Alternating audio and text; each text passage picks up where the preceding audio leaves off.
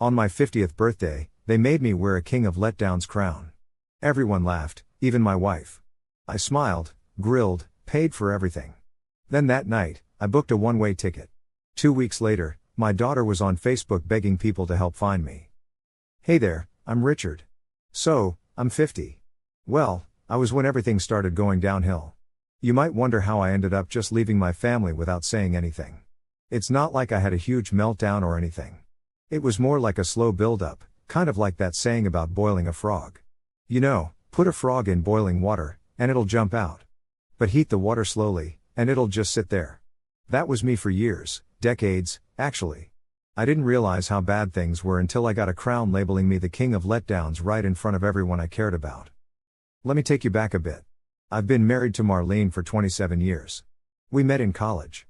She was super outgoing and could talk the ear off anyone, while I was the guy who could fix your computer and grill up a mean steak. After college, we had our daughter, Olivia, and from then on, she was basically the center of my world. I wasn't a perfect dad, but who is, right? I was there for all the important stuff, recitals, flu seasons, you name it. I had a stable IT job that I didn't love, but it paid the bills. Marlene was a stay-at-home mom who got into selling essential oils at some point and then ran a women's empowerment group on Facebook, which mostly turned into gossip and passive-aggressive Bible quotes. We lived in the burbs with our dog, Max, and from the outside, we seemed like one of those perfect families in stock photos. But inside, things were falling apart. It started small. Marlene would cut me off all the time, like my opinion didn't matter. At first, I laughed it off, thinking that's just how she is. Then came the digs. If I napped after work, she'd make snarky comments about me doing the bare minimum. Forget to pick up milk? Cue the sarcastic comment, you had one job. And Olivia? She'd roll her eyes at my advice and ignore my suggestions until someone else repeated them louder. I wasn't exactly a victim, just more of a background character in my own life. When I turned 50, I didn't expect much, maybe a nice dinner or a cake and a night where I felt like I mattered. Instead, they threw this big surprise party at our house. Everyone was there, from Marlene's book club to Olivia's friends, and even my younger brother Jeff, who only comes around if there's free booze. Everything was set up, streamers, balloons, a grill with ribs and burgers that I was apparently supposed to cook. I didn't want to, especially on my birthday, but I grinned and bore it. Then came this crown that Olivia thought would be hilarious. A cheap Burger King-style crown with King of Letdowns written in thick letters.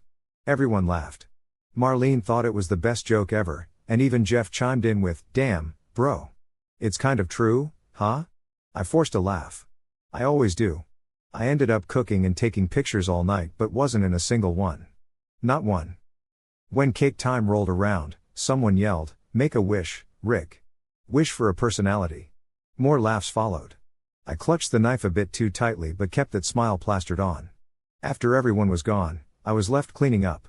Marlene was on the couch, absorbed in her phone. I asked her if she really thought the crown was funny. Without even looking up, she just said, "It was a joke. Lighten up, you're so sensitive these days." That night, while she slept, I booked a one-way ticket to a small town in Oregon. We'd visited once for work, and I remembered it being peaceful, with a diner that served incredible peach cobbler. I packed light, some clothes, my laptop, a few books, and Max, the dog.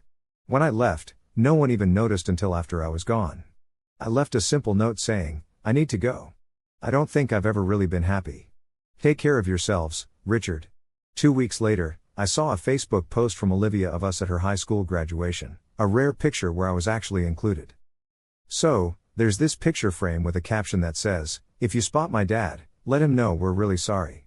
We totally underestimated how much we depended on him. We just want him back home." The comments section was buzzing, packed with shock and sympathy. Folks were saying things like, "He was always so quiet, and you never know what someone's dealing with." Jeff even popped up with, "Man, I miss my big bro. Hope you're okay out there." Funny, coming from the guy who's called me a doormat at least 3 times during the party. I couldn't respond. Not yet. I wasn't ready for it. See, folks didn't get it, me leaving wasn't the end. It was the kickoff to something no one expected. I wasn't just vanishing, I was planning. So there I was, sitting in this tiny Oregon diner, munching on peach cobbler as rain drizzled down the window. Suddenly, it all clicked for me. Years of being overlooked, laughed at, they weren't going to keep getting by like that. I started writing. Not just jotting thoughts. I mean really writing, everything I had done, everything they had said. I started with a list, like how many times I bent over backward for them, settled Jeff's debts, helped Marlene's mom into a nursing home, co-signed for Olivia's car loan, all the sacrifices. And then, the icing on the cake, literally the cake, the pictures I was left out of, the jokes I had to pretend were funny. But here's the kicker, I had all the receipts. Literal receipts, emails, bank statements, screenshots, and I knew exactly what to do with them. But that was for later. Just when I felt like I had room to breathe, something unexpected happened, throwing everything into chaos again. 2 weeks into my self-imposed break, I was just starting to find a rhythm. Waking up early, walking Max through misty streets, brewing coffee that wasn't just roasted regret. Write, eat, read, sleep, rinse and repeat. For the first time in ages, I wasn't carrying around invisible weights on my chest. My smiles weren't a mask to keep the peace. It was peaceful quiet, not suffocating silence. The little town I landed in, Ashbrook, was like a blink and you miss it kind of place. One main street, a gas station also selling bait, and a diner called Rosie's where waitresses call everyone Han and the jukebox plays only pre-1985 tunes. I rented this tiny furnished studio above an antique shop. The landlord, Daryl, was a retired mechanic who was like the dad I always wanted, straightforward but kind. He didn't ask questions when I said I needed a place ASAP and paid for 3 months in advance with cash. It should have been enough. Laying low, healing, figuring myself out. But then an email popped up. Subject line, urgent about dad. It was from Olivia. I stared at it for hours before I clicked it. My finger hovered over the trackpad, heart racing. Max's tail thumped beside me like a lazy metronome. When I finally opened it, the first line said, "Please don't delete this." She admitted she hadn't understood at first. That the party seemed like no big deal, just a little roasting for laughs. She didn't get that the crown would sting. She thought I could always roll with the jokes. Well, she said sorry, not the first time. Apparently, she'd been calling, texting, posting, but this was the first without excuses. The email ended with, "You were always the glue for us, and we let you fade. I'm sorry, Dad. I miss you." I didn't reply. Not because I felt nothing, but because I felt way too much. So, I just saved the email and went back to my writing. By then, the plan for their wake-up call was already in motion. Not petty vengeance, not slashing tires or emptying joint accounts. I wanted clear, undeniable consequences.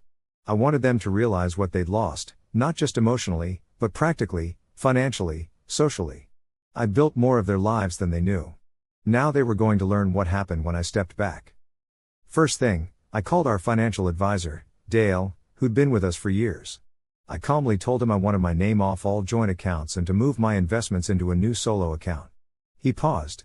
"Richard, are you sure? That's a big step." "I'm sure," I said.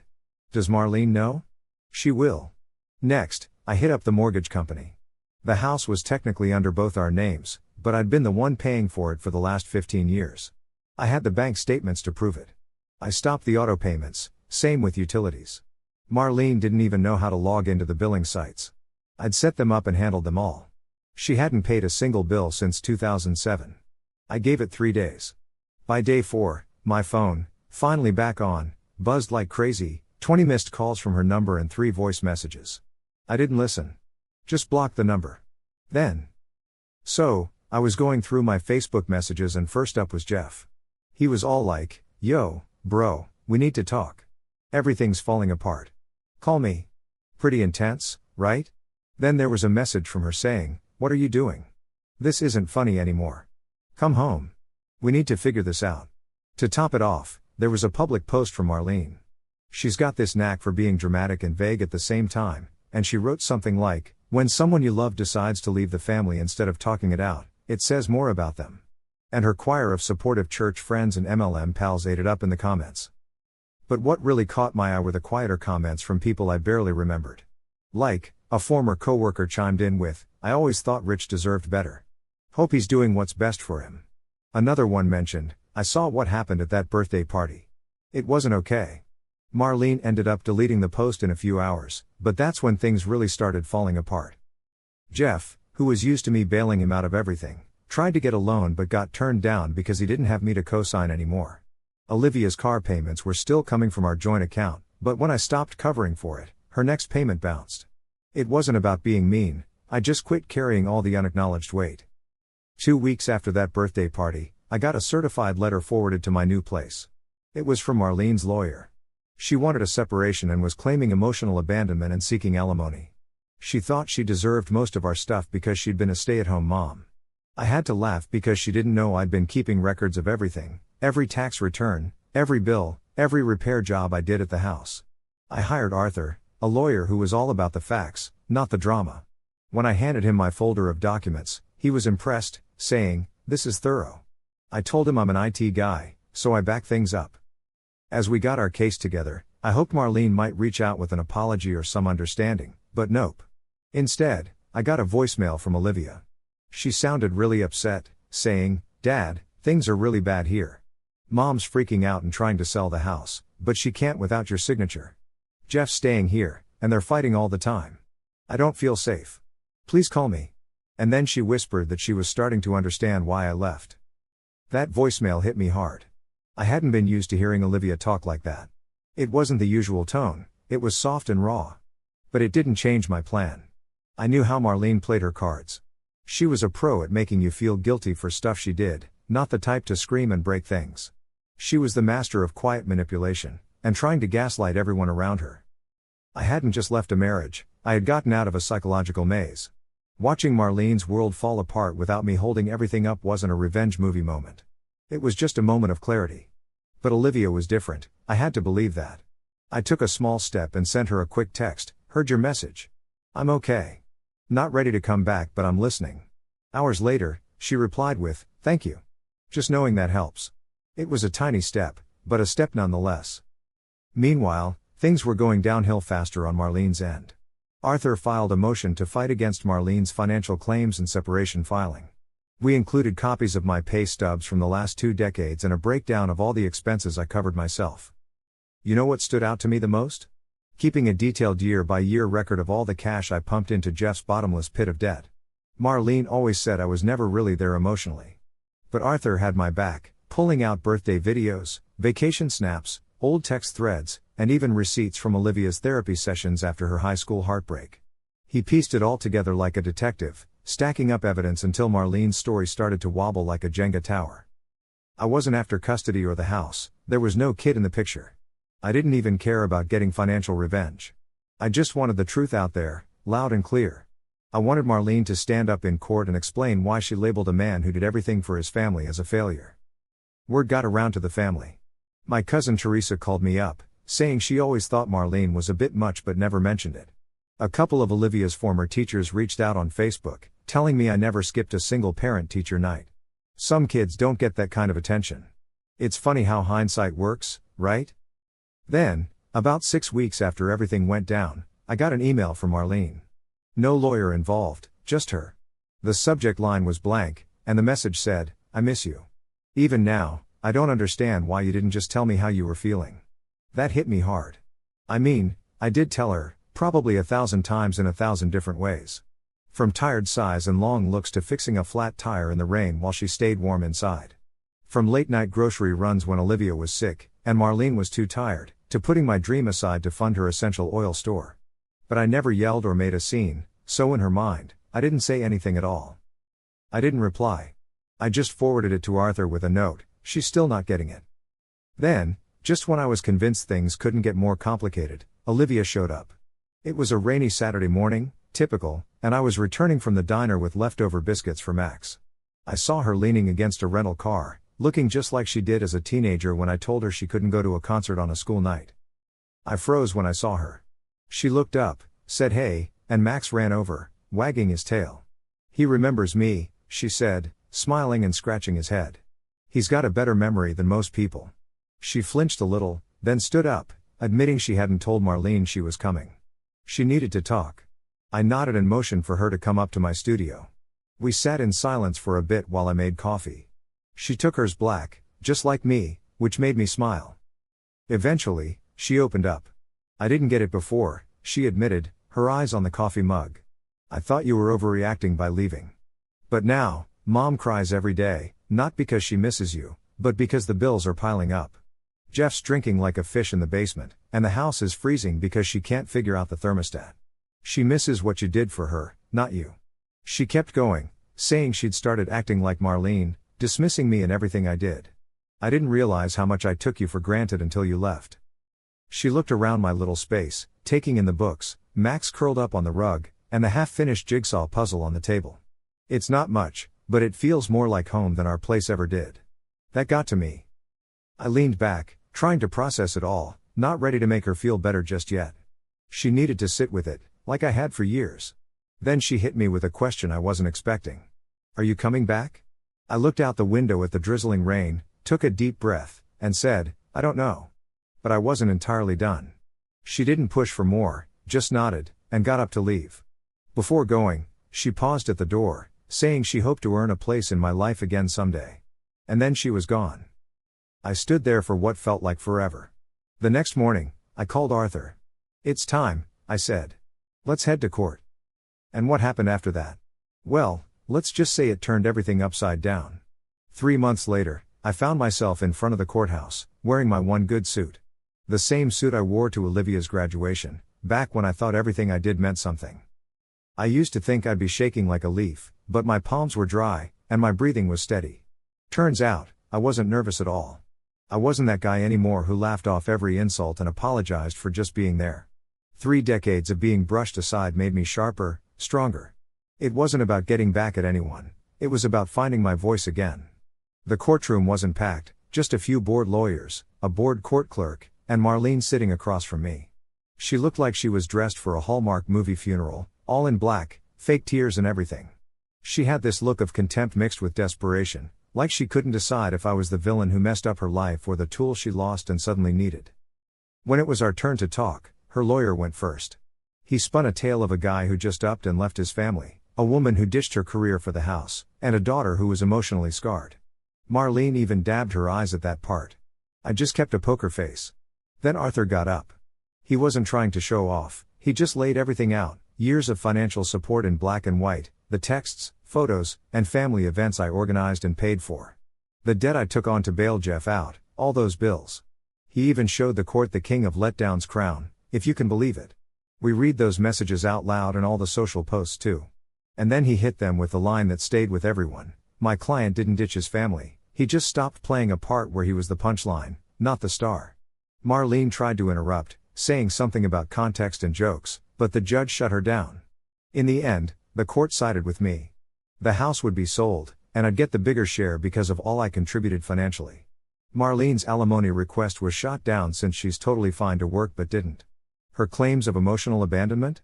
Unproven except through her own words. Jeff was told to cough up the $18,000 I'd covered for him. I knew I'd never see that cash, but it wasn't about the money. This was about having it in writing that what I did mattered. Afterwards, Marlene caught up with me in the hallway. This isn't fair, she snarled, her voice all shaky. You made me look like a monster.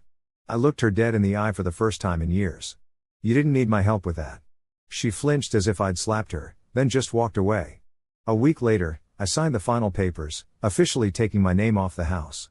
I sent Olivia the last bit of money to pay off her car, but with a catch, she had to handle her payments from then on. She agreed without a fuss. We kept in touch, not every day, not even every week. But she started calling just to chat, tell me about her day, her job, her thoughts. She even asked for advice once, which nearly brought me to tears. I stayed in Ashbrook, walking Max every morning, drinking diner coffee, and reading books I'd never had time for. I got a part-time gig fixing old electronics at a repair shop. It doesn't pay much, but it's enough. Most importantly, it doesn't cost me myself. One evening, Olivia came by with peach cobbler from Rosie's, and we sat on the porch, her feet swinging off the edge. You're not who I thought you were, she said quietly. You're more. I just didn't see it until you stopped letting us walk all over you. I nodded. I wasn't angry when I left. I was just done. I'm glad you were, she said. Because now I get to really know you. The sun dipped behind the hills, casting long shadows on the street below. Do you think you'll ever move back? She asked. I smiled and shook my head. I'm already home. Because home, I finally got, isn't where people expect you to be. It's where you get to be yourself. And for the first time in 50 years, I finally felt that.